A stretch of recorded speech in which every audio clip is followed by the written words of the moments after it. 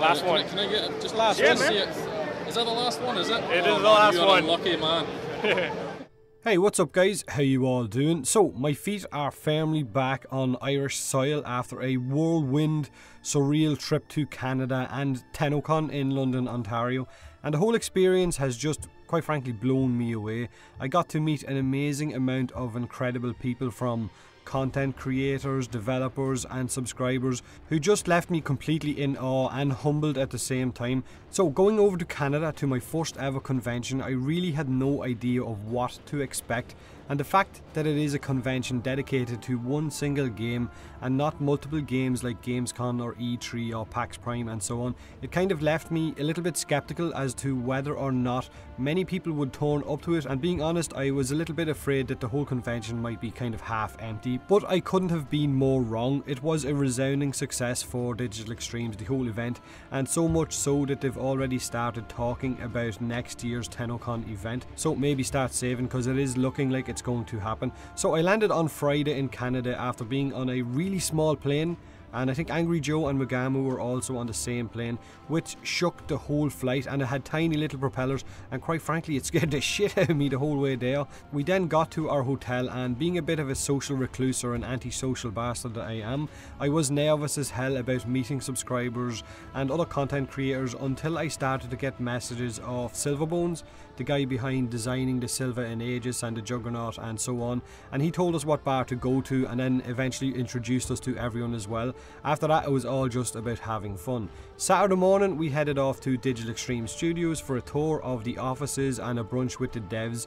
Now, we weren't allowed to record the studio tour because the studio is a private area, and after seeing family pictures and baby photos and guys still busy working while we were there, you quickly can understand why they want to keep everything private. So we didn't get to record the studio tour, but the studio, let me tell you, was huge. We got to see the dev stream area where the guys sit down for the dev streams, all the different offices where they work on stuff. We got to see the enormous canteen area with pool table and ping pong table and so on.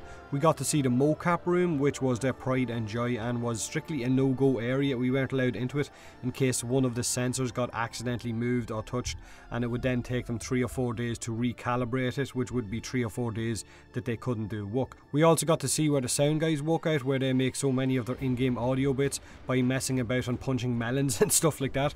But it was the area that they call the soak farm which interested me the most, the area that they run constant tests on new builds on Warframe to try and stop bugs from getting released. This thing had about 50 PCs running Warframe over and over to try and find bugs and errors in the game before they would eventually be sent to the testers and then eventually sent for release. But because we've got so many players playing it, we as the players will always find more bugs for them to fix than they can test themselves. So now if someone says, do they even test their game before releasing patches, I can say, hell yeah they do. You want to see the amount of PCs these guys have in that soak farm. Now during the brunch I got to sit down at a table with Magamu and Cyber, and we got to talk about random gaming stuff, and it was really nice to meet him in person as well. After the brunch we headed over to the convention centre and got to go in early before everyone else, and we walked around before it started to fill up, which was absolutely awesome. We got to see where everything is before it got too crowded. Oh, and I also got to meet a few subscribers back at the Digital Extreme Studios as well. A guy and his wife, I think his in-game name was Snaily or something like that.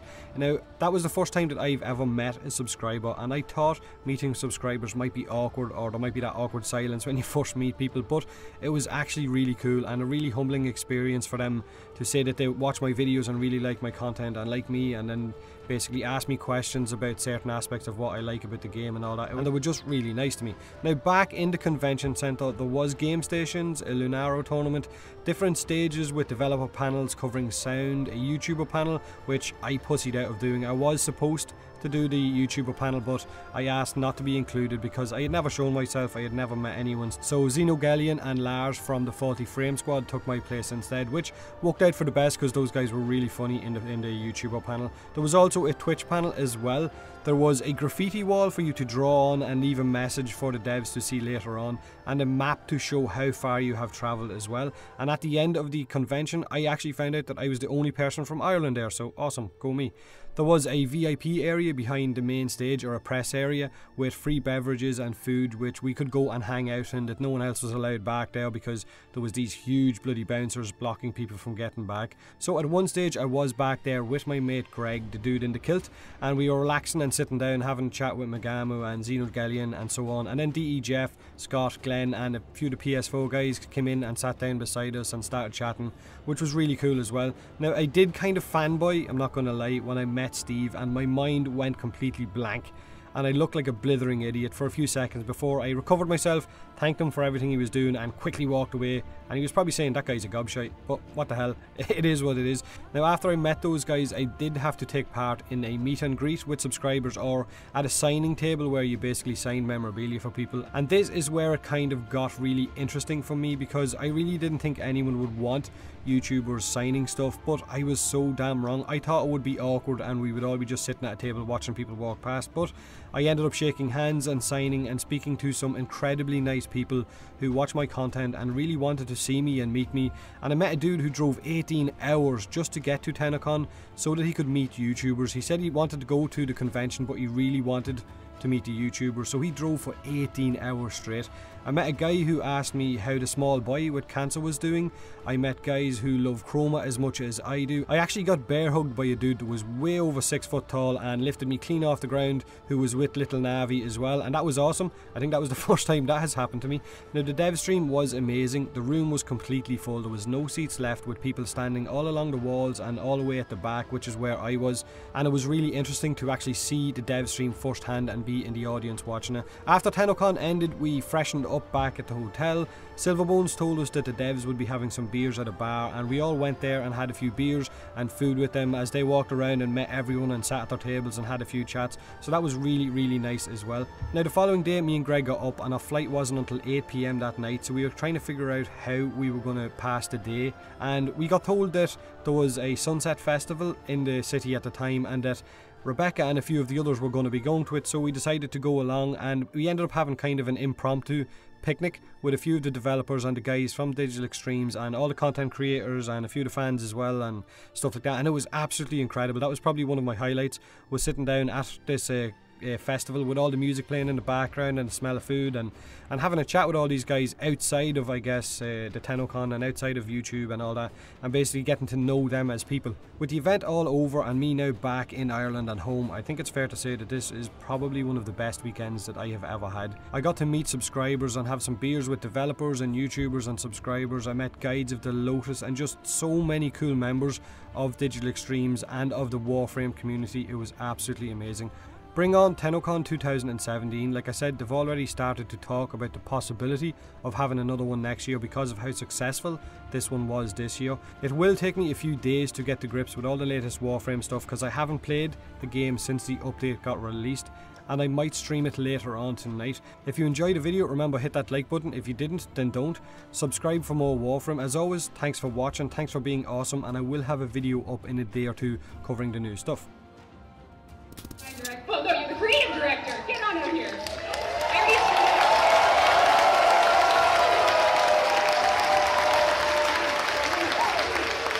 got Scott McGregor, design director.